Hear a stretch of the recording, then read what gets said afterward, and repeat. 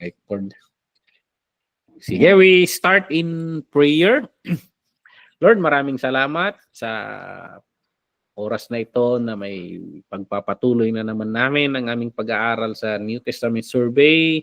Maraming salamat, Lord, sa kagalingan. Maraming salamat, Lord, sa kalusugan namin, Lord. I-bless mo, Lord, ang mga kasama namin kahit yung mga nagtatrabaho pa at kahit yung mga sa online, Lord, we pray na ikaw ang sumama sa kanila at saka kahit sa pag-aaral nila online, Lord, we pray na we ask the Holy Spirit to guide them through this lesson, Lord, na maintindihan namin ang heart of this book, Lord, ang pag-aaralan namin ngayon ng Book of Jude. We bless everyone of us. This we ask in Jesus' name we pray. Amen. So, mag-aaralan natin ngayon itong Book of Jude.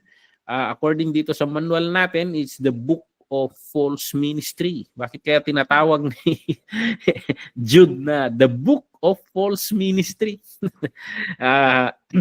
Ayan, medyo mapapangiti ka bakit false ministry. Makukuha mo na yung punto na yun yung pinakatutumbukin niyang issue. Maybe the churches in those in that area nahaharap sa mga maling katuruan or maling practices in ministry. So, sino ba tong Jude na ito? Sa Israel, minsan susuklaman natin ang pangalan na Judas because of Judas Iscariot. So, pero actually, Judas is a very famous name among Israelites from the tribe of Judah. And halos napakaraming nagpapangalan sa kanilang mga anak ng Judah. Dumating lang sa punto na nung nangyaring tinalikuran o naghudas si Judas, wala nang magpapangalan sa anak niya ng Judas. Different variant. Si Judah, Jude, mga ganun na lang. So, ayun. Sa Bible, napakarami. Judas Iscariot, the most famous among them, the betrayer of Jesus. Judas, the apostle, kasi dalawang Jude sa circle of Jesus Christ, the son of James, na tinatawag rin nilang Thaddeus. And Judas of Galilee. So, nabanggit rin ito sa Acts 5:37. Itong Wilgistang ito, Judas of Galilee. And may Judas of Damascus rin na nabanggit sa Acts. And Judas na pinapangalanan rin minsan na Barsabas sa Book of Acts. So maraming ang nababanggit dito. And itong pang-anim ay yung Judas na kapatid ni Jesus Christ sa ina, of course, in the flesh. So, at yun yung most likely na nagsulat dito kasi sa kanyang introduction sa verse 1, sabi niya doon, mula kay Judas na lingkod ni Hesukristo at kapatid ni Santiago. So yun yung pagpapakilala niya sa sarili niya, the brother of James. So hindi parang dito mo masisense na napakataas ng yung reverence niya kay Jesus na parang ayaw niyang iugnay yung sarili niya as kapatid rin ni Jesus eh. Pero si James ang tinutukoy niya na kapatid niya. Kasi James is very famous. He became the pastor of Jerusalem Church. And doon siguro kumuha si Judas ng authority by using the name of the brother. So, hindi niya rin gagamitin yung pangalan ni Jesus Christ. So, sabi niya lang niya, lingkod ni Jesus Christ. So, kinukuha niya yung authority niya sa pangalan ni brother niya na James. So, yun yung perspective na makikita natin dito. So, he is the son of Joseph and Mary. So ayan. Half brother of Jesus. And ano pa, ang kwan natin dito. Makikita natin dito sa notes natin na laging maraming pagkakabanggit sa Bible sa pangalan niya. So, nandun siya sa mga karamihan ng mga greatest events sa buhay ni Jesus Christ, kasagsagan ng ministry ni Jesus Christ, inaakala nilang nawawala na sa katinoan si Jesus, nandun siya yung sinusundo nila si Jesus at para iuwi sana. So, ayan. Doon rin sa resurrection ni Jesus Christ, nandun rin siya. Wala siya ata nung mamamatay si Jesus Christ on the cross. Kaya si Jesus, inihabilin niya si Mama Mary, inihabilin niya kay John the Beloved. Kasi wala si James sa si Judas, ewan ko kung anong nangyari sa kanila. But wala sila dito. Nandun rin siya doon sa resurrection. Makikita natin doon na isa siya sa pinakaunang nakasaksi sa resurrection ni Jesus Christ. And then, nandun rin siya doon sa upper room of Jerusalem, the 120. So, yun, kasama siya doon. So from isang unbeliever na nag-aakalang nawawala sa katinoan ng kapatid niya, to the point na kagaya ni James, they were convinced na hindi lang namin kapatid ito. He is beyond that. They subscribe siguro, they were convinced doon sa perspective ni John, the Word became flesh and dwelt among us. Nagkataon lang na in becoming flesh, ipinanganak siya kay Mother Mary. So yun yung kaya naging magkapatid sila. So bakit sumulat si Jude? Binanggit rin ni Jude yung rason niya rito. Medyo verse per verse natin kasi kukunti lang ito, ilang verses lang naman ito. So gagayahin natin yung ginawa natin sa mga nakaraang book. So mula kay Judas na lingkod ni Jesucristo at kapatid ni Santiago, sa mga tinawag ng Diyos Ama na minamahal niya at iniingatan ni Jesucristo, sumainyo nawa ang nag-uumapaw na awa, kapayapaan at pag-ibig mula sa Diyos. Sa verse 3, babanggitin ni Jude dito yung pinakarason kung bakit siya napasulat. So sabi dito, mga minamahal, nais ko sanang sumulat sa inyo tungkol sa kaligtasang natanggap natin. So, yun yung original na purpose niya. So, iniisip niya to expound about the salvation. Yun yung iniisip niyang talakayin sa kanila. Maybe to testify or expound ano yung pagkaintindi niya regarding sa salvation that they received through the Lord Jesus Christ. Pero pag tutuloy mong basahin, ngunit naisip kong mas kailangan ko ngayong sumulat tungkol sa mga bagay na magpapalakas ng inyong loob upang mapanindigan or panindigan ang pananampalatayang ipinagkatiwala ng minsanan sa mga hinirang ng Diyos. So bakit biglang from discussing the salvation, nag-shift siya sa focus na to encouraging them na manindigan. So there must be a big problem na pinagdadaanan nitong church na why do they need encouragement? So, siguro kagaya ng case na-observe rin ng author natin, si Pastor Bill Seidler, na there's a possibility na nabasa rin ni Jude yung sulat ni Peter, 2 Peter. Because 2 Peter is discussing about the same problem na may mga wrong teachings na nag-creep in doon sa mga churches. So parang ang corruption, parang kung bahay sana, parang napasok ng anay, parang ganon. Na may, yung mga false teaching, hindi na lang sa labas. May nakapasok sila sa loob and then kumakalat sa loob. So parang yung parable ni Jesus Christ, pahiwatig na ni Jesus Christ yung parable niya na isang gabi, meron yung sower, and then pumunta siya sa field to scatter the seeds. Pero kalaunan, may pumunta rin na nag-scatter ng ibang seeds. And then, sabi ng nagsasalita doon sa parable ni Jesus na yun, Gusto mo bang bunutin namin yung mga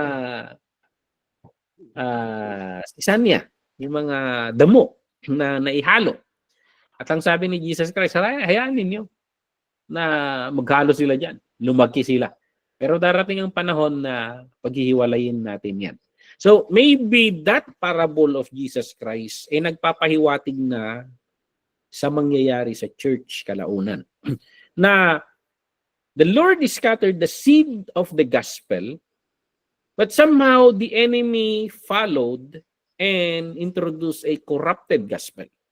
So yun yung problem na nangyayari sa church and nababahala itong mga leaders of the faith.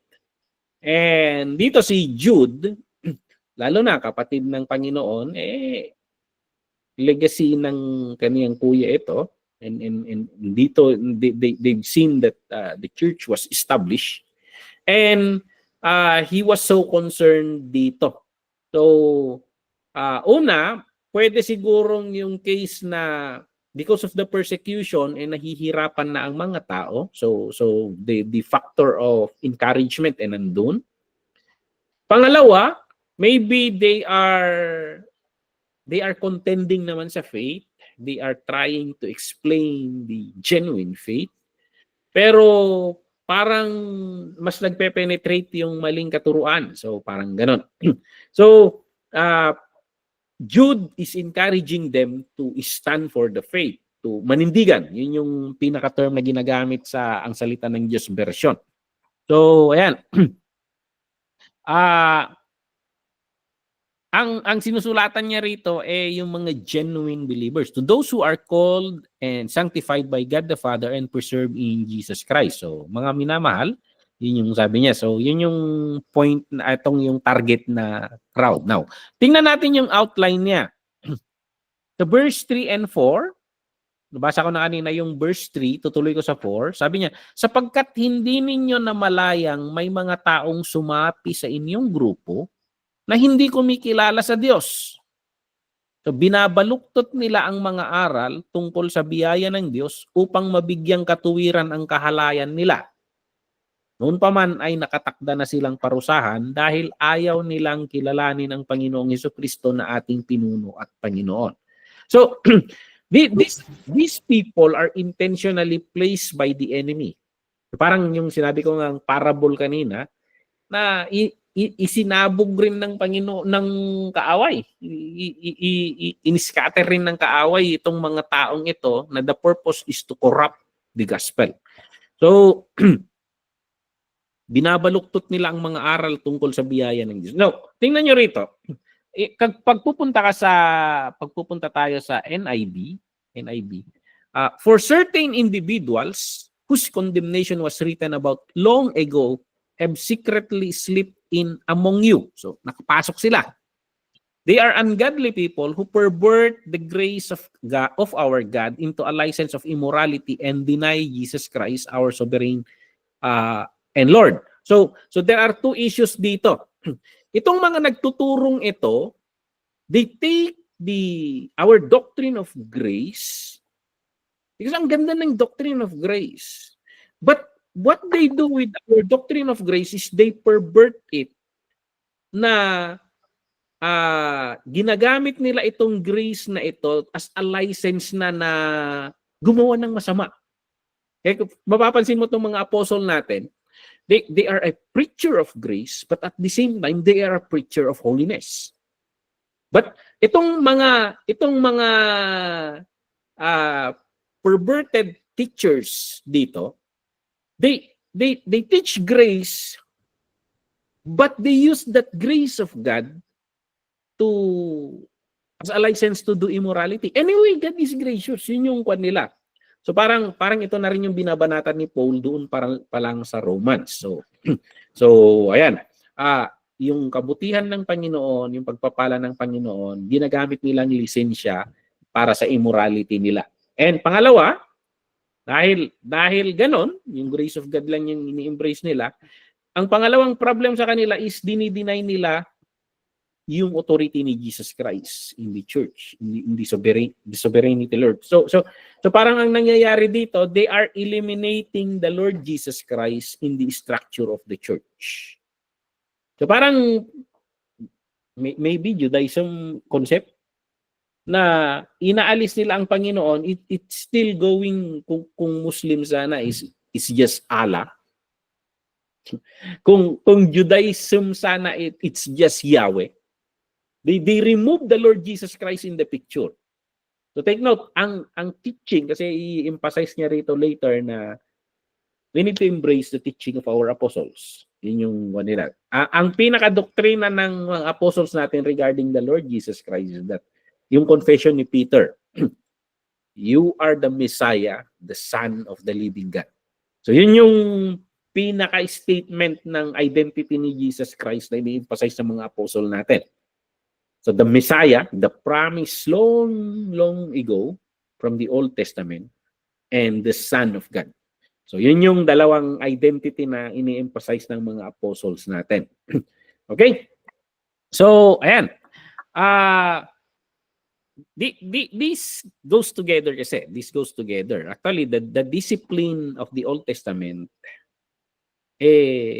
hindi yun pinangibabawan ng grace of the Lord Jesus Christ. Actually, if the Lord Jesus Christ, if you observe carefully how the Lord Jesus Christ will teach the law, mas mabagsik pa ang Panginoong Hesus kaysa kay Moses when it comes sa pamumuhay ng naaayon sa Panginoon.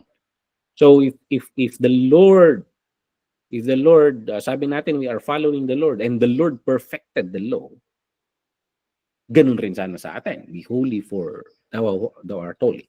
The law is not a bad thing. Actually, the law is the trainer na binibigay ng Panginoon sa atin in holy living. Kasi kung walang law, hindi mo alam ang masama at mabuti. Yun yung one. Ang law ay ibinigay ng Panginoon para ma-identify natin ang good and bad. Si Jesus Christ, mas mahigpit si Jesus Christ kaysa kay Moses. Kay Jesus Christ, galit ka pa lang, murder na yon. So, mas matindi magturo si Jesus Christ when it comes sa, so kayong ethics ng kingdom napakahigpit. Ang kabutihan lang sa atin, hindi tayo maliligtas sa pagsunod ng law.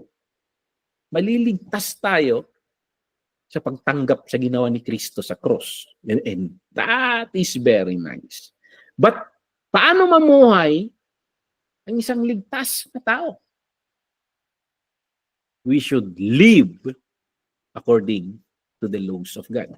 So ayan, mamumuhay tayo yung laws of God kasi that is the ethics of the kingdom. Of course, sa 600 plus na laws ng Israel, hindi kasama yung mga civil laws, yung mga religious laws nila, hindi kasama yon. Yung mga moral laws ang carried, yung mga moral laws, hindi natanggal yun. So yun. Dito, itong mga binabanatan ni Jude kasi dito, they embrace the grace of God. Pero hindi na nila tinuturo yung the holiness of God. The requirements of God, of holy living. So, ayan, they reject those teachings. So, ang Panginoong Yesus, teach them to obey everything I have commanded you. Why would the Lord Jesus Christ emphasize that? Because that is the ethics of the kingdom. Okay? Not to be saved, but because we are saved. Okay? So, gagawin natin yon hindi para maligtas tayo, kundi dahil naligtas tayo. Ganun sana mamuhay ang mga ligtas na tao. And of course, we cannot perfect it. We cannot perfect it. That's why the Holy Spirit will transform us.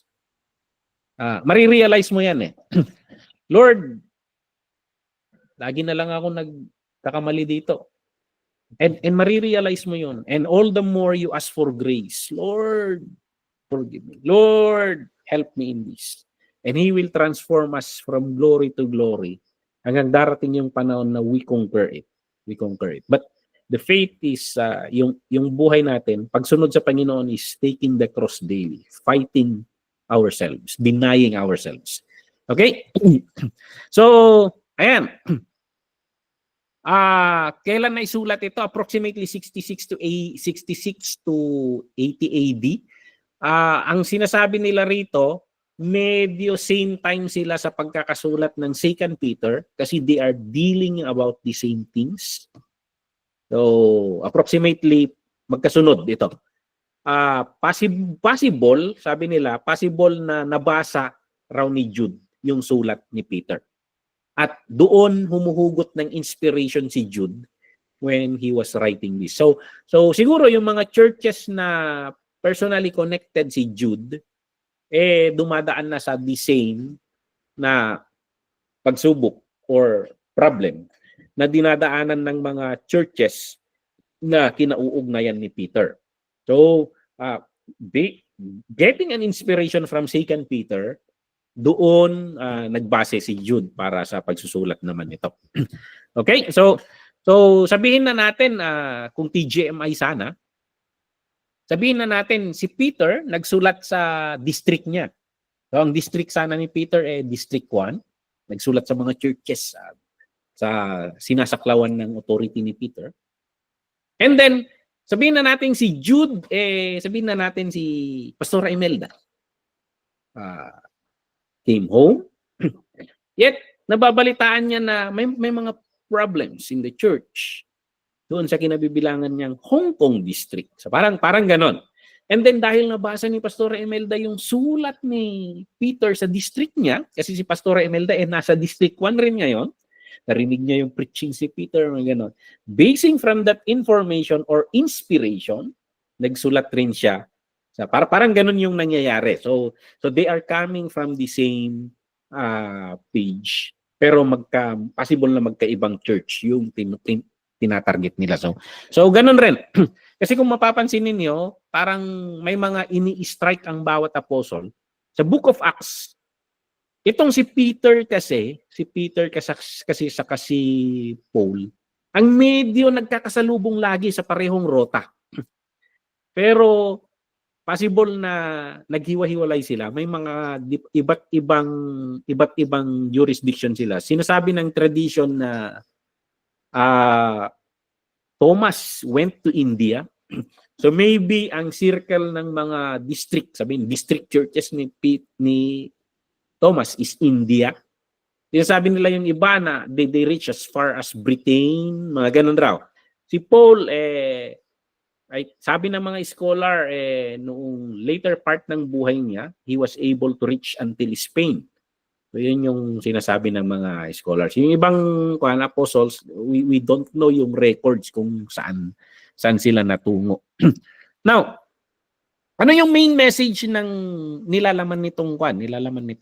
So the main concern in the book of Jude is to warn against false ministries. So parang sa situation sana natin, sa paligid natin, nagkalat ang napakaraming sekta. At yung ibang sekta, alam mong baluktot.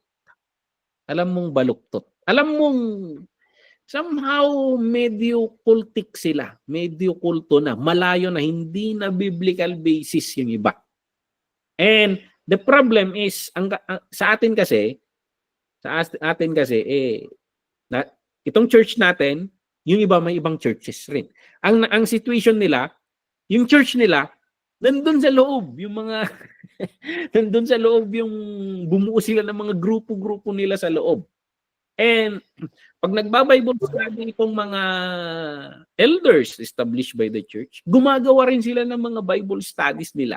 Nagkakalat sila ng ideas sa loob ng So yun yung nangyayari sa situation.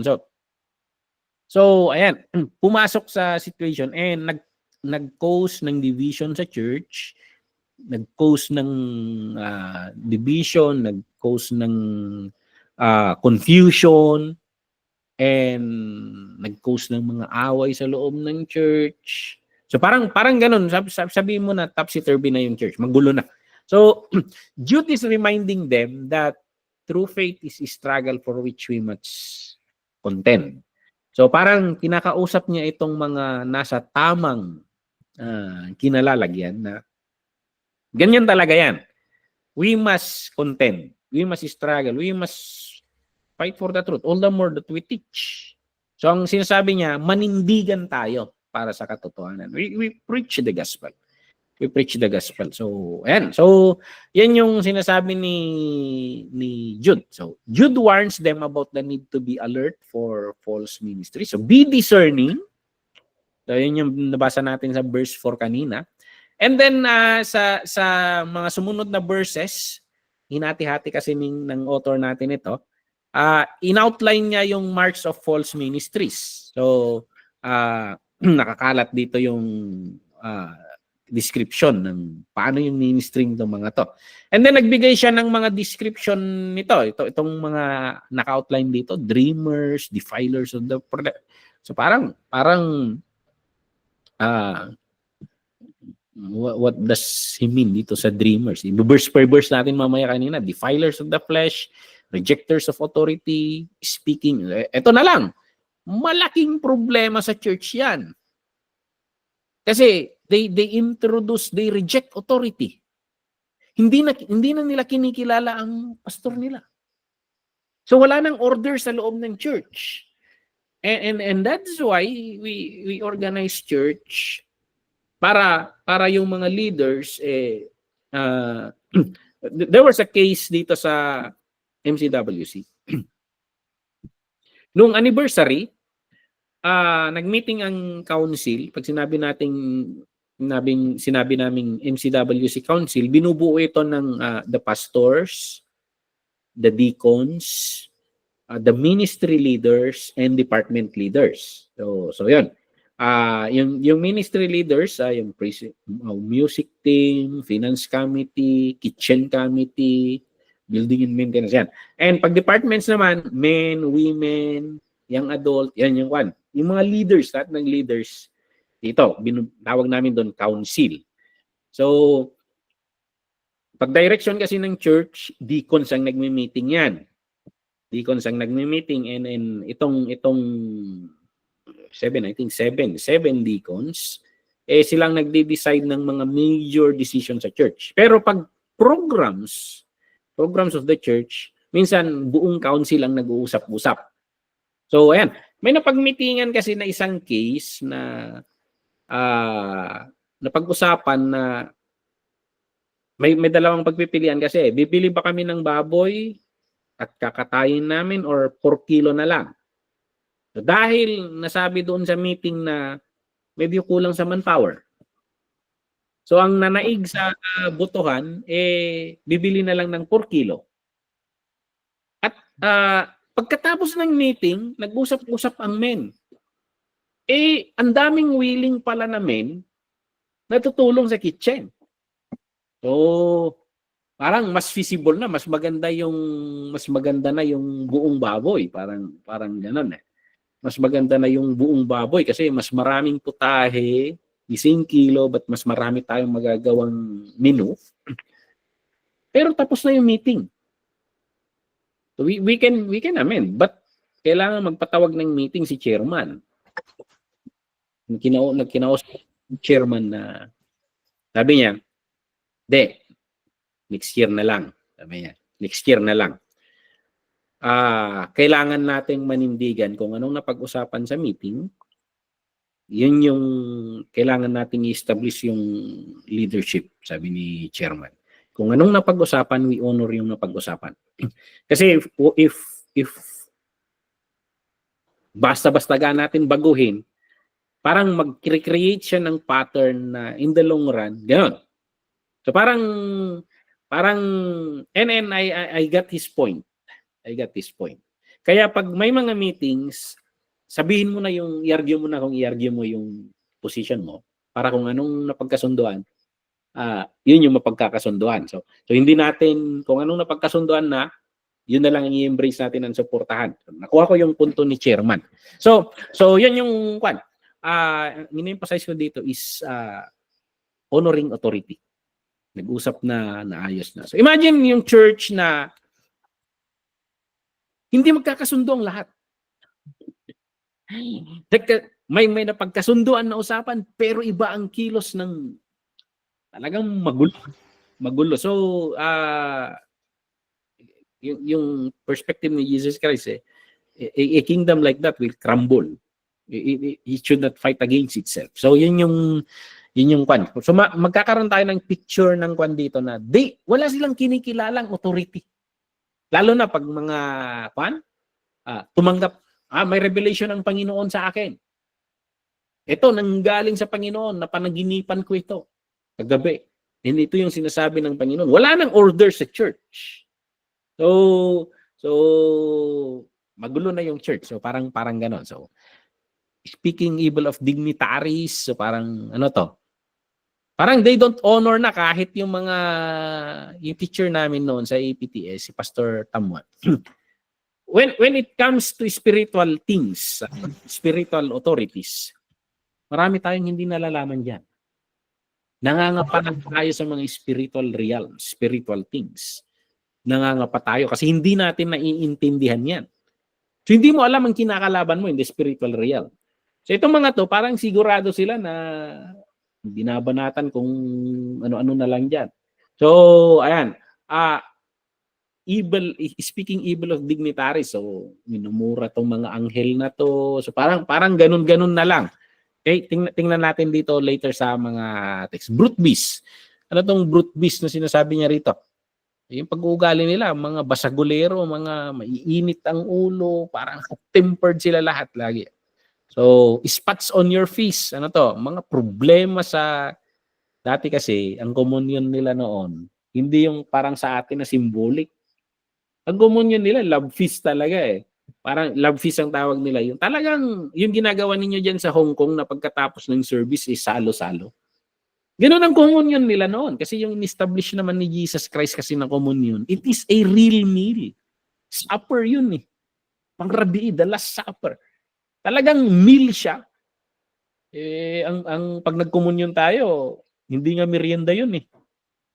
Ano yun, free taste? Parang ganun lang eh. So, di ba sa mall, magbibigay sila ng free taste. Iwan ko ba ano nag-evolve na ganun. But originally in the book of Acts, ganun yun, meal talaga. At ang problema dito, ang pinopoint out ni Jude dito, is spots on your face. Mga problema nila dito to kasi matatakaw, hindi pa nakakakain yung iba, nagsupot na, parang ganun. Siyempre dito, the Israel or kwan ito, ang tubig nila doon, wine. So, sa church pa lang, nalasing na, nasubrahan naman. So, parang ganun. So, clouds without water, ang dami nilang sinasabi, but ang gandang cloud, ang itim na cloud. Pero hindi naman nagbagsak ng ulan, parang ganun. Ang daming sinasabi, pero hindi naman nakakapagbigay ng resulta. So ito mga resulta, mga description niya rito. Autumn trees without fruit. So, ang yabong na tanim. Pero walang bunga. So parang wala kang kapakinabangan. So, ayan, twice dead, raging waves of the sea. They are just causing troubles. Wandering stars. Bakit wandering stars? So, sa mga sailors,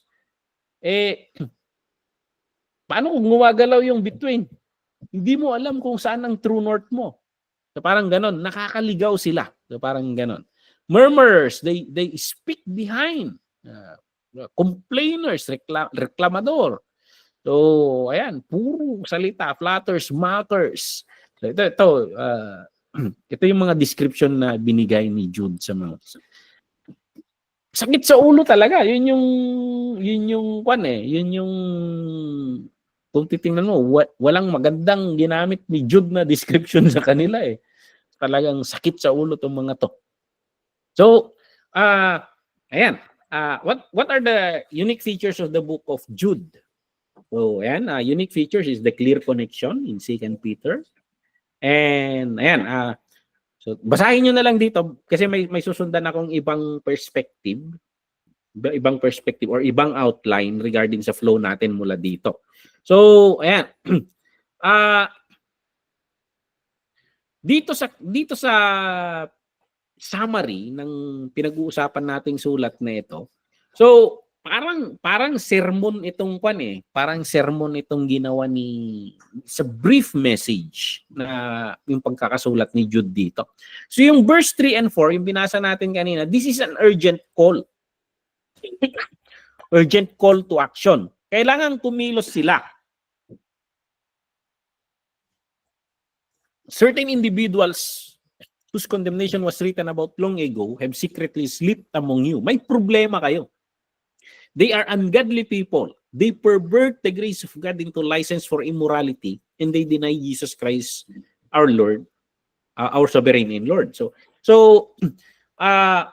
yung purpose niya manindigan kayo. Huwag niyong hayaang mangibabaw tong mga to. Yan yung sinasabi ni Jude. So he is directing the leaders of the church. So ayan, hindi magandang kwan ito sa church natin. Yun yung kwan niya dito. And then nagbigay siya ng 3 argument in history. So titingnan natin itong verse 5 to 16. Though you already know all this, I want to remind you that the Lord at one time delivered His people out of Egypt. Okay? Niligtas niya ang mga tao niya, mga Israelita out of Egypt. But later destroyed those who did not believe. So, ano sinasabi ni Jude dito? Iniligtas niya pero sinira niya sila. And that would be a reflection sa atin. Maraming Kristiyano kasi na they accept the Lord as their personal Savior, magliligtas sa kanila. Tagapagligtas lang ang habol nila sa Panginoon. But they do not obey, they do not believe the Lord. Yung pinakabili ng Panginoon, Jesus teach them to obey everything I have commanded you. So ayan. And in the pattern of the teaching of the Lord, He destroyed them in wilderness. So that is that is what Jude is saying. And this is a consistent character ng Panginoon. Masisira ka pag hindi ka sumusunod sa Kanya. So I want to remind you that the Lord at one time delivered His people out of Egypt. We can be saved. But later destroyed those who did not believe. So ayan, this is a plain warning of Jude sa kanila. And then another thing in verse 6, and the angels who did not keep their position of authority but abandoned their proper dwelling, these He has kept in darkness, bound with everlasting chains for judgment on the great day. So another example niya, tatlo kasi yung argument niya Yung mga Israelitang inilabas niya sa Ehipto, pero sinira niya sila sa wilderness dahil sa katigasan ng ulo. Yung pangalawa, yung mga angels na unbelief kasi and disobedience yung problem ng Israel. Yung problem ng mga angels is rebellion. Rebellion yung kwan They went beyond their authority. So they abandoned their proper dwelling. And kaya inilaglag ng Panginoon sila. They were in everlasting change and they were destined for judgment in the great day. So yun yung pangalawa na example niya rito. And in verse 7, in a similar way, Sodom and Gomorrah and the surrounding towns gave themselves up for sexual immorality and perversion. They serve as an example of those who suffer the punishment of eternal fire. So, bigay hilig kasi ito They reject the holiness of God. So itong tatlong example ni Jude na ito is a warning, friendly shot, sabi nila. It's a warning sa mga nai-influensyahan nila. So be careful. You need to be obedient to the Lord. So learn from the Israel. The Lord can save you, but He can destroy you pag hindi ka naman sumusunod sa Kanya. Pangalawa, be mindful of your authority.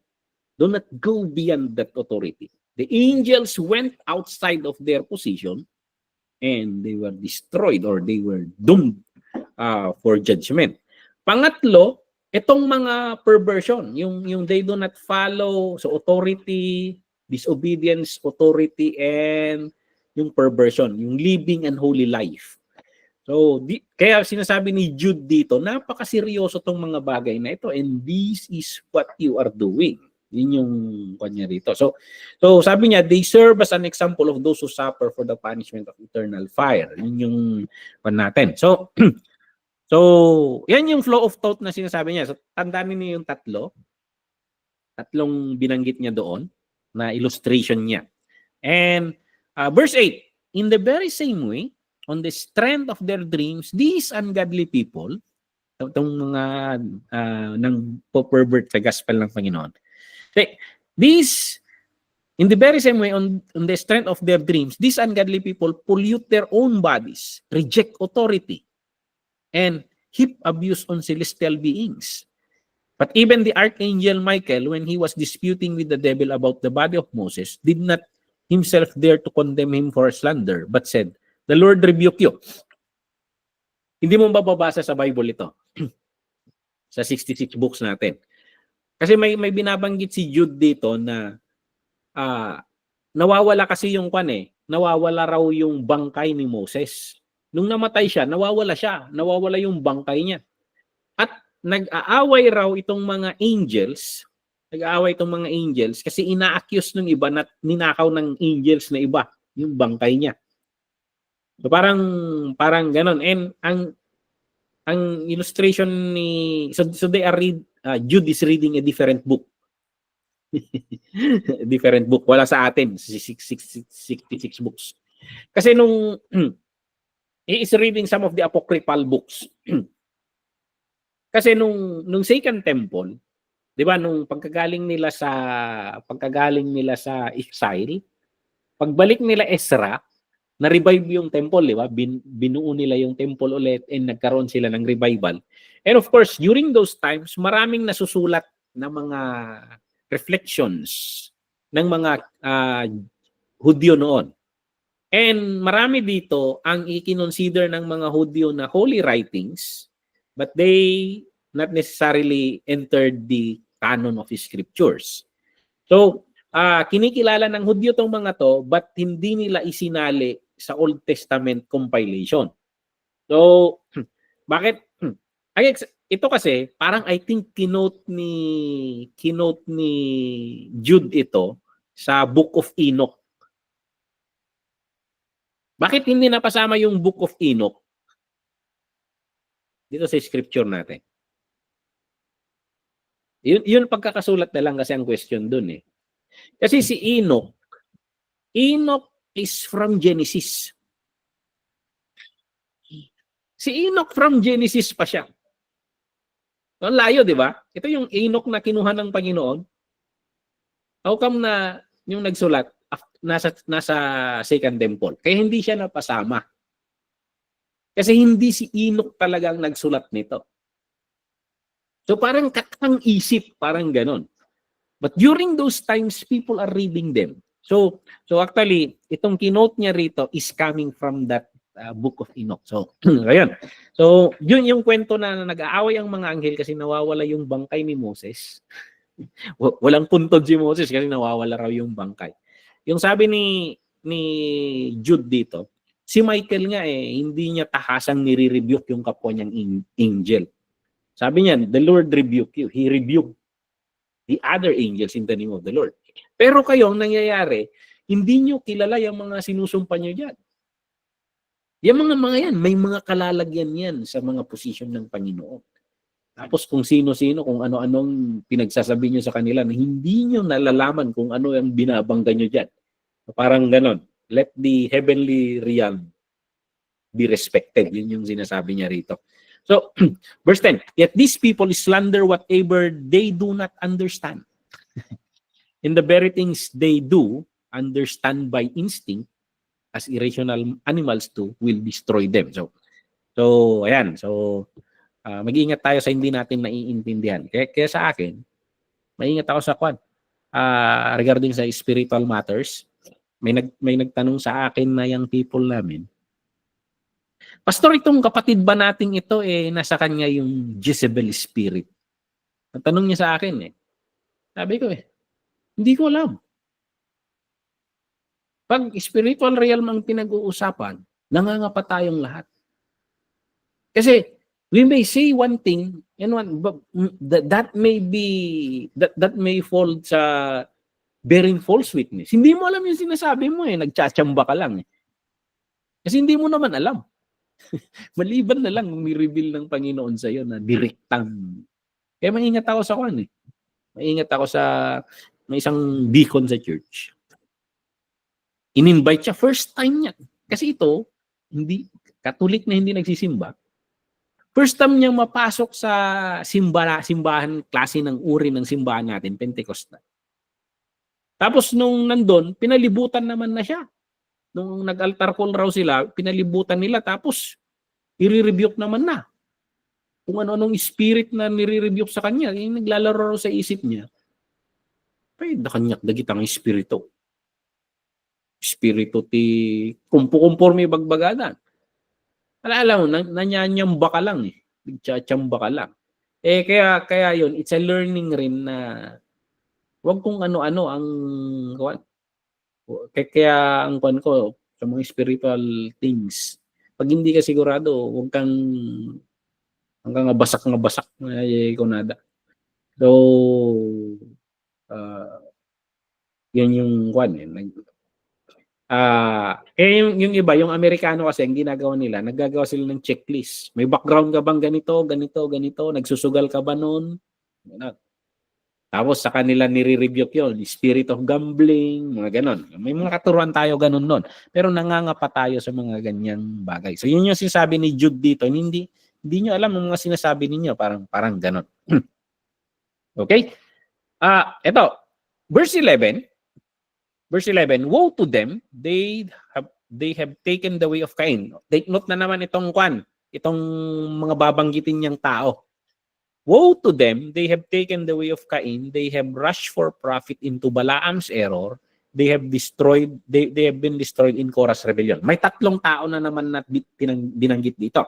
Si Cain, si Balaam, at si Korah. So these are characters in the Old Testament na ginagamit ni Jude to describe itong mga ito. Sino ba si Cain? Si Cain, sinabi na ng Panginoon masama yan. Sinabi na ng Panginoon, huwag mong gawin yan. But si Cain still did it. So yung way of Cain is a path to willful sin. Willful sin. Talagang yun yung problem ni Cain. Talagang ginawa niya pa rin in spite of the warnings of the Lord. So kahit sinliwanag ng sinag ng araw ng mali, they willfully do it. So this is a description of itong kinakalaban ni Jude dito. Now, yung pangalawa is Balaam. Sino si Balaam naman? Greed ito So ito si Balaam kasi nirentahan para isumpa niya ang Israel. Hindi Israelita si Balaam Pero somehow may prophetic gifting siya. So parang nirentahan ng kalaban ng Israel na sumpain niya ang Israel. Pero in his rituals, hindi niya masumpa. Kasi ang Israel is blessed. Pero pinangakuan siya ng limpak-limpak na salapi. Kaya, paano kaya masumpa tong Israel na ito? So in the greed of Balaam, nakaisip siya ng isang paraan kung paano masisira ang Israel. So in-instruct niya na, kasi obedient yung mga Israel Sa sitwasyon nilang ito, obedient sila. Kaya hindi mo ma-penetrate, hindi mo masumpayan. Kasi sa pattern ng buhay ng mga yan, pag nag-obey sila sa kagustuhan ng Panginoon, pinagpapalay ang mga yan. Nandun sila sa sitwasyon. Paano masumpay ang mga yan? Turuan mo kung paano magkamali. Turuan mo silang magkasala. Kaya ang ginawa nila, pinadalhan nila ng mga babae, sinira nila yung holiness nila. Ayan, itinuro niya yung technique na yon. Naturally, kahit hindi mo isumpa ang Israel, naturally napupunta yung sumpa sa kanila because of their disobedience. So Balaam, in the greed of money, in the greed of yung greediness niya, kahit ikakasira ng iba. So yun yung isang isang karakteristik ng mga. And then yung pangatlo, si Korah. So, ano naman ang problem ni Korah? Korah is rebellion to authority. Ito yung, apay, dakay lang ti kwa. Muna ti, dakay lang ti anointed. Kuna nakada Moses kin ni Aaron. Parang he challenged the authority of Moses in Aaron. So, ito naiintindihan ko sa scripture. Kaya maingat ako sa mga in authority. Kahit sino. Kahit superior. Sa akin, in the church, hindi porket pastor ako sa church, kinikilala ko yung authority ng deacon. So, pag lows ang pinag-uusapan ko sa church, yung mga may mga gagawin sa church, hindi, sinasabi ko muna sa deacons, pinapaalam ko sa deacons. Because there are authorities dyan. So I don't want to fall into the chorus rebellion. Kahit dito nga sa district, ako, nasa board rin ako ng mission. Pag may gusto kami mangyari dito sa District 1, I make sure na pinapaalam namin sa District Overseer. So, maingat ako dito. Kasi kita ko yung problem ni Kwan eh. Kasi maraming tao na they think they are so anointed and they can violate the structure of the Lord established structure. Hindi porket nakakaangat ka sa pinag-aralan kaysa sa mga nasa posisyon eh, mas angat ka na. Maraming taong ganyan eh. Mas mataas lang ang naabot sa pinag-aralan. Di-dethrone na nila or ibabypass na nila yung mga nakaupo. Hindi ganon. Maingat tayo dyan. So, ayan. May mga nagmihingi pa nga ng advice sa akin minsan sa ibang mga district. Sinasabi ko, ay hindi ako pwedeng manghimasok diyan. Wala akong authority sa distrito ninyo. So, ang may authority sa distrito ninyo, si pastor na ito. Kasi siya yung overseer ninyo. So, hindi ako pwedeng basta manghimasok to Kwan, sabi ko. So, I'm very careful doon sa structures of authorities. So, ayun, kasi alam ko lang kung nasaan ang authority ko at hanggang saan yung nasasaklawan ng authority ko. So, parang sa akin sana, sa nasasaklawan ng MCWC, nandun yung authority ko. Pag lumabas na sa MCWC, mas mataas ang authority ng overseer kaysa sa akin. So parang ganon. Pag pumasok sa isang distrito, ay kailangan nagbari-bari ka dyan. Hindi ako basta pumapasok sa ibang distrito. Kinakausap mo na yung overseer, parang ganon. So parang malaking lesson sa akin, minemeditate ko lagi ito, the chorus rebellion. So the Lord will not honor you no matter how gifted you are. Korah is very gifted. So, ayan. Bakit? Kayo lang ba ang anointed? Sabi niya kay Moses sa Kwan. Nagsindi sila ng sarili nila, hindi nila sinunod yung protocols. Mag-ingat tayo dyan. Yun yung sinasabi niya rito.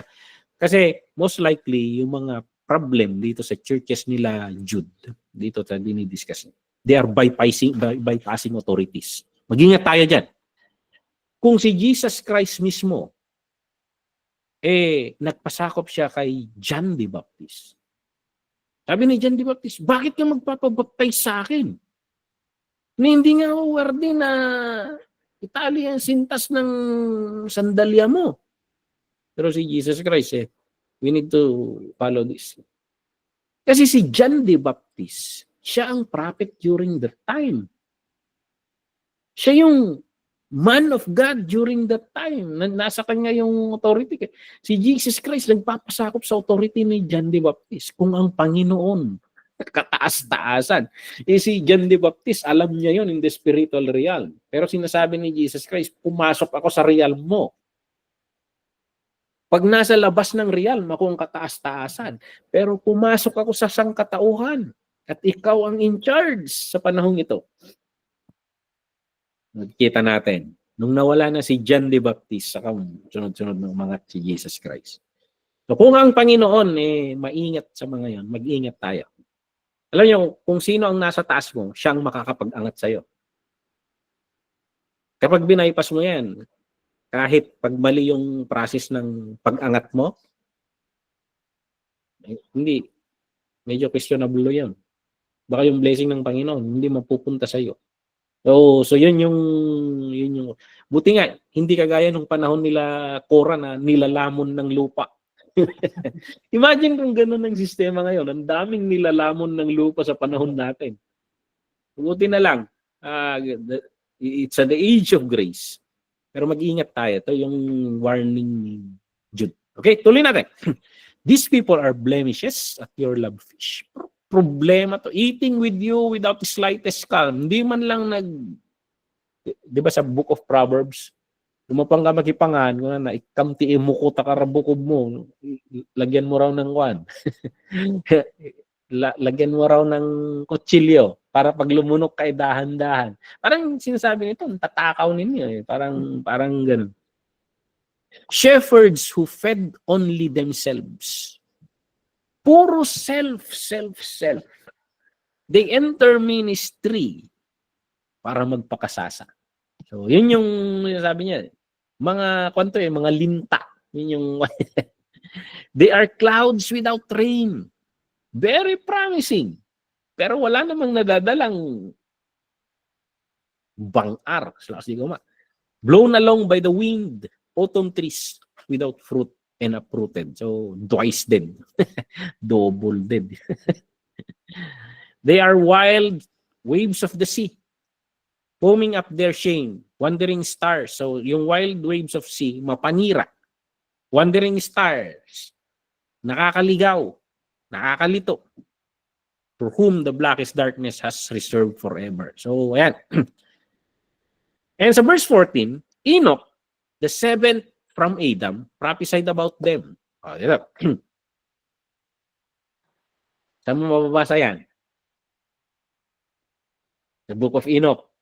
Wala sa canon of scripture natin. Dito nanggagaling si Jude. So, Enoch, the seventh from Adam, prophesied about them. See, the Lord is coming with thousands upon thousands of His holy ones. Nasa ibang scripture rin yan. Pero dito kasi sabi niya, si Enoch ang nag-prophecy. So, nandun rin sa, in the book of Revelation, He is coming with 10,000 of saints. Sabi, di ba, sa the book of Jude. Yung Genesis to Revelation ni Jesus doon sa kanta nila Don Moen. So, ayan. Sa book of Jude, dito nanggagaling yun. He is coming with 10,000 of saints to judge everyone and to convict all of them of all the ungodly acts they have committed in their ungodliness, and of all the defiant words ungodly sinners have spoken against Him. So, may panahon ng may kalalagyan ka. May panahon ng pagtutuos. Okay? So, ayan. Verse 16. These people are grumblers, fault finders. They follow their own evil desires. They boast about themselves and flatter others for their own advantages. So, tingnan natin ito. So kaya nga the call of Jude dito manindigan kayo, huwag niyong hayaang maghari-harian itong mga to. And that is a call para sa ating lahat na mga leaders of the church. We don't allow na maging ganito ang mga churches natin. So, yun. And dito sa verse 17, he is now addressing them. So, I believe sa verse 16 and verse 17, sa kalagitnaan nun, huminga siya ng malalim. And then nagkalma siya. Masyado atang mainit ang ulo ko. And then verse 17, but dear friends, dito, kumambyo na siya. Kasi ang binabangga niya kanina, yung mga destructive factors, yung mga destructive parties. Verse 17, sabi, but dear friends, remember what the apostles of our Lord Jesus Christ foretold. Tandaan ninyo yung mga sinabi ng mga apostol natin. They said to you, in the last times there will be scoffers who will follow their own ungodly desires. Nandito na tayo. Buti nga nangyari sa kanila Bakit? Kasi kung hindi nangyari sa kanila, wala tayong pinag-aaralan ngayon na pagsarningan tayo, no? Kasano tayo i-address, panawin tayo. So, Yung last days na sinasabi noon, in the view of the Jews kasi, from the time na bumaba yung Holy Spirit hanggang sa aalis yung Holy Spirit or babalik si Jesus Christ, that is the last days. In the last times, there will be scoffers who follow their own ungodly desires. These are people who will divide you, who follow mere natural instincts and do not have the Spirit. Okay?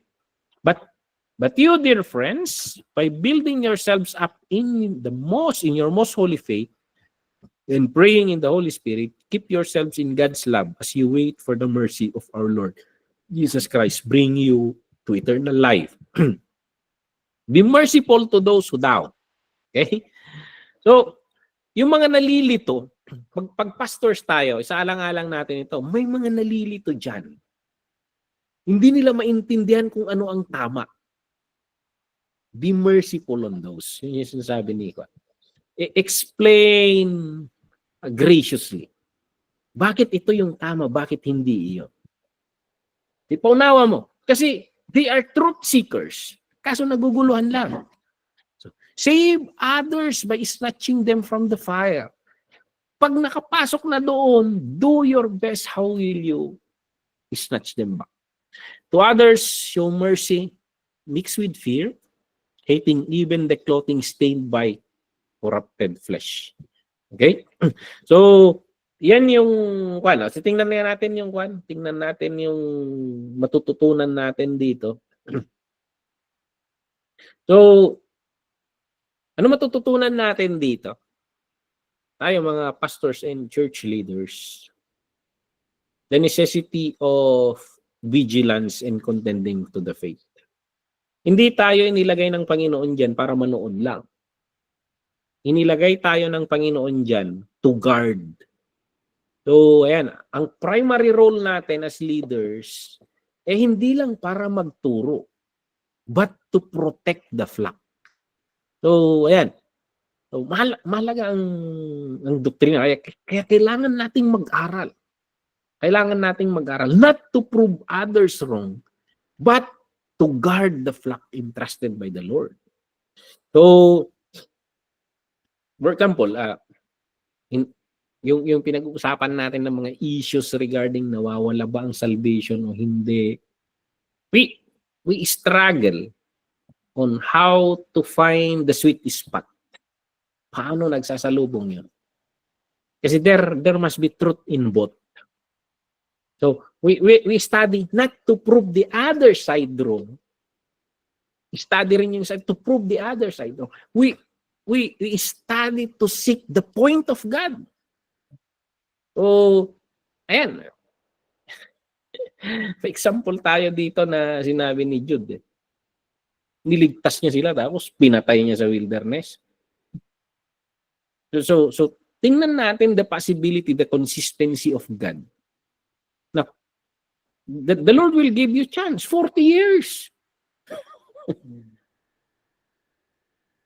But what if you spend all the grace of God? Kahit nga yung age of grace may hangganan eh. So, nandun lagi yung grace of God and you must be saved. You must be saved. Nandun lagi yung grace of God. But you need to respond to the grace of God. So, yun yung one. So, kaya yung both side, the grace of God is so good. But we need to teach holiness. We need to teach holiness. Yung last word nga ni Jude dito, they boast about themselves and flatter others for yung verse 22, sabi. Save others by snatching them from fire, to others show mercy with mixed with fear, hating even the clothing is stained by corrupted flesh. So, grabe naman ito.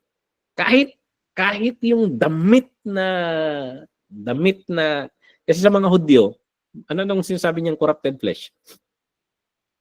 Alam niyo sa Hudyo, pag bibiyahe sila papuntang Israel, tapos pagdating kasi sa tuktok ng bundok doon sa kina Lazarus, ma-overlook mo na kasi ang Israel. Sa tagal ng biyahe, pagdating nila doon, ay, salamat, nakarating rin. Tapos magpapahinga sila sa bundok. Ang problema, pag hindi nila namalayan na yung inupuan nilang tumpok ng bato, puntod pala. Alam niyo sa Hudyo, yung yung mga pananaw, pamahiin ng mga Hudyo. Pag nahawakan mo yung puntod, defiled ka. So parang, sa dami ng pagod ko ilang araw na naglalakad tapos hindi rin ako makakarating sa templo kasi defiled ka eh. Nahawakan mo yung puntod. So hindi sila makakapagtuloy sa temple kasi they are defiled. Mababasa niyo yan sa Leviticus. Kahit nga yung inupuan ng babaeng may dalaw, naupuan mo rin, defiled ka na. Yun yung sinasabi doon eh. Ito yung pinanggagalingan ni Jude. Na kahit yung clothing stained by corrupted flesh, parang kadirian mo yun. Parang gano'n. Gano'n yung emphasis ni Jude on taking seriously the holiness of God. So, hindi natin sinasabi na perfect natin yan. But we do our best. Be holy for I am holy, sabi ng Panginoon. So ayan. Mahirap ito. Hindi natin pwedeng gawing batas kasi wala tayo sa age of law. Hindi tayo under age of law. Under tayo ng age of grace. But even in the age of grace, there are laws, the laws of Christ. So ang kagandahan sa atin, pag na-realize mo na may nagawa kang mali, ang kagandahan you can always ask the mercy of God to cleanse you, to forgive you, give you another chance. So that's the beauty of our age. So ayan, discerning the nature of false teaching, tinuturo ni Jude dito na hindi lang purely intellectual disagreement ang pinag-uugatan nito. Makikita mo ang false teaching sa pamamagitan ng buhay ng nagtuturo. So, ayan. Marami kang makikita nga parang napaka-makadiyos. Pero later, ma-expose yung buhay and ang dami parang hidden skeletons. So ayan. Rejection of Christ's authority. So, tingnan natin yun. And then, pangatlo, bukod sa discernment of nature of false teaching, mahalaga rin sa atin ng mga leaders na the courage to name and confront error. Pag may mali ito. Lalo na pag nasa leadership ka. And tinuro naman sa Bible kung paano mag-confront. Usapin mo muna direct. And then, magtawag ka na ng ibang witnesses na mali talaga. Hindi na lang katang isip or idea. Maraming nakakapagpatunay na mali talaga. Mali ang gawain yan. Parang ganon. Pag hindi pa rin nakikinig, ayan, dalhin mo na yung mga leaders to confront. Pag hindi pa rin, tinuro ng Biblia yan. Yung direct na in the pulpit. And then si Paul, mas matindi si Paul. Pinapasa kamay kay Satanas. So, ayan. Pangapat, shepherding with discernment and mercy. We need to shepherd with discernment and mercy. Kasi mercy, yung advice niya tell the church to show mercy to those who are wavering. So, ayan. But in doing that, be fearful, be cautious. So, ingatan mo na hindi ka makontaminate. Ayan si Jimmy Swaggart. Isa siya sa pinaka-famous nung panahon niya na evangelist. And then may counseling ministry siya. And then, not knowing na yung kinakounsel niya, hinire pala ng mga kalaban ng ministry niya. Na hindi lang nagpaka-counsel, but bitag pala yon. Bitag pala yon na para i-seduce si Jimmy Swaggart. And Jimmy Swaggart is still a man. Nahulog siya dun sa bitag. Siyempre, sessions of counseling hanggang sa nagkahulugan ng loob. Yung babae pala, her intention is let Jimmy Swaggart fall. Hanggang sa, ayan, nilaglag nila si Jimmy Swaggart. And he went public apology. Pero hindi na na-restore kailanman yung ministry ni Jimmy Swaggart. But the grace of God, the grace of God, nagmi-ministry latangat ni Jimmy Swaggart hanggang sa namatay siya. Pero hindi na bumalik sa dating estado ng kwan. And then the church is gracious. So, yung sabi niya kasi dito, do so with fear, avoiding contamination. So mag-iingat tayo dito. So yung balance approach. Kaya dito sa Bible School, dito sa Banting, tinuro to eh. Ito mga tuturo sana ni Pastora Deborah kahit sa counseling. If possible, kaming mga lalaki, we do not counsel women. Or, if ever man na mag-counsel kami ng women, dapat may isang third party kasama doon. Or kung hindi man, nasa open place.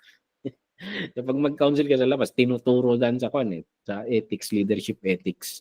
So, ayan, kaya dito sa Bible School, kahit nga magkwentuhan ng lalaki at babae, pupuntusan, di ba?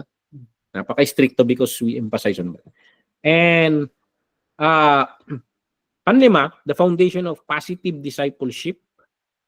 So, yung paninindigan ay hindi lang pagsasabi ng no to error.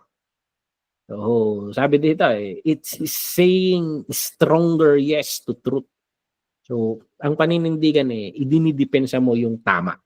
So, ayan. Build yourself up in the most holy faith, sabi na sa verse 20. And then, pang-anim, trust in God's ultimate sovereignty in keeping power. Alam nyo, hindi natin mapapanatili ang kaligtasan natin sa sarili nating effort. Ang kaligtasan natin, natatamo natin yan by the grace of God through faith. And naniniwala rin tayo na mapapanatili mo yan by the grace of God and by faith rin lang. Hindi mo maipagyayabang yung kaligtasan mo kasi hindi mo alam ang mangyayari sa isang araw.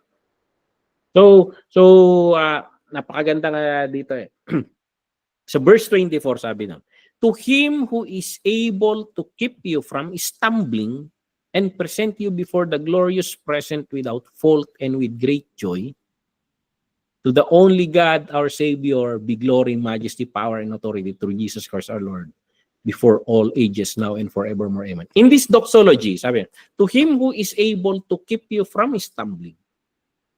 Kasi we are prone to stumbling. We are prone to fall. But we rely on the grace of God. Kasi siya yung magkikip sa atin. So magsalalay tayo sa grace of God.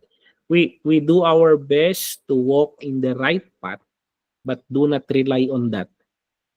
Sa sarili mong kakayahan, we rely on the grace of God kasi may hangganan ng mga kakayahan natin. So, ang lagi kong prayer, Lord, sa hangganan ko, saluin mo ako sa iyong grace. So, parang ganun yung perspective na kino-communicate ni Jude dito. So, Jude is teaching church leaders as pastors to be watchmen, maging vigilant tayo, to become shepherds, maging protective tayo sa church, maging mga physicians, mga doktor, maging discerning tayo. I-diagnose natin ang pinapangalagaan nating church. Maging worshipers. So, in the end, depend on God who alone can guard His people from falling. So we worship the Lord dahil may hangganan tayo. But He is able to keep us from stumbling. So, ang ganda ng ending niya, it's a doxology. Doxology is worship. So, be watchmen, be shepherds, be physicians, and be worshipers. So, yan. That is the book of Jude. And napaka-ikli, napaka-seryoso. So, parang hindi na nagpaligoy-ligoy. Hawak niya yung 2x2, palo agad. Ayan. So, that is the brother of the Lord Jesus Christ, a younger brother of the Lord Jesus Christ.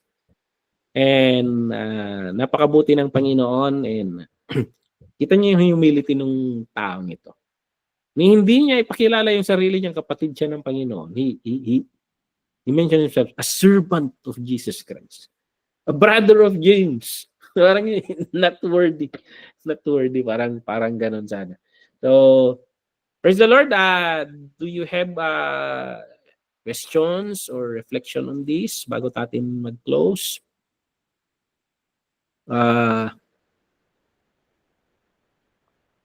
Silence means yes. But anyway, you read, I encourage you na paggising niyo sa umaga, read the book of Jude. Isang upuan lang to. Isang upuan. Napaka-iksi. Verse, 25 verses. You read and reflect sa kino-communicate niya. Pakiramdaman niya yung heart niya, yung situation niya. Put yourself in His shoes. And sa akin, Lord, as a church leader, anong tinuturo mo sa akin sa pamamagitan ni Jude? So that's our lesson for today. And on Sunday, kita-kits tayo sa Sunday, and that would be our last session for the New Testament, I hope. Baka humaba na naman yung Book of Revelation because malalim, napakaraming tinutukoy doon.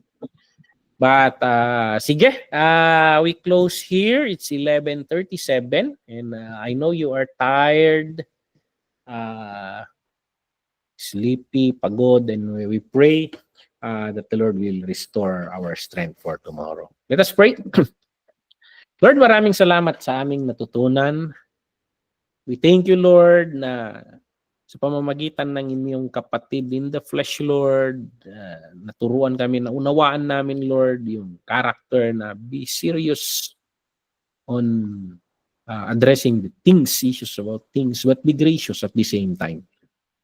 Help us to be like these characteristics, Lord, na gino-communicate ni Jude. Gracious and at the same time vigilant. Bless mo ang bawat isa sa amin, Lord, sa mga katiwala mo sa amin na mga tungkulin namin sa church. Ang ilan sa amin, Lord, dito ay mga pastors. Marami sa amin, Lord, ay mga church leaders, may hawak ng mga ministry. Lord, bigyan mo kami ng discerning spirit, a gracious spirit. Bigyan mo kami, Lord, ng spirit na concern lagi sa iyong iglesia, Lord. I-bless mo ang bawat isa sa amin, Lord. Bless mo ang mga churches na kinabibilangan namin, Lord. May we be able to be shepherd for you sa mga churches mo na ito, Lord. Bless mo ang lahat ng mga kapatiran sa mga churches na kinabibilangan namin. At sa amin lahat, Lord, na nag-aaral ngayon dito, at kahit yung mga manunood sa online recorded version, you bless us, Lord. Sa gabing ito, Lord, ibalik mo ang lakas namin sa pagpapahinga namin, ang kalusugan namin, Lord. Ibalik mo ang kalakasan namin, Lord. At bukas, Lord, gigising na naman kami, Lord, na may kalakasan at kagalakan na humarap sa panibagong araw ng aming buhay. Maraming salamat. Hiling namin sa pangalan ni Jesus. Amen and amen. Good night, everyone. Book of Jude. Good night po, Pastor. Salamat po. Good night. God bless. Good night po. Thank you. God bless.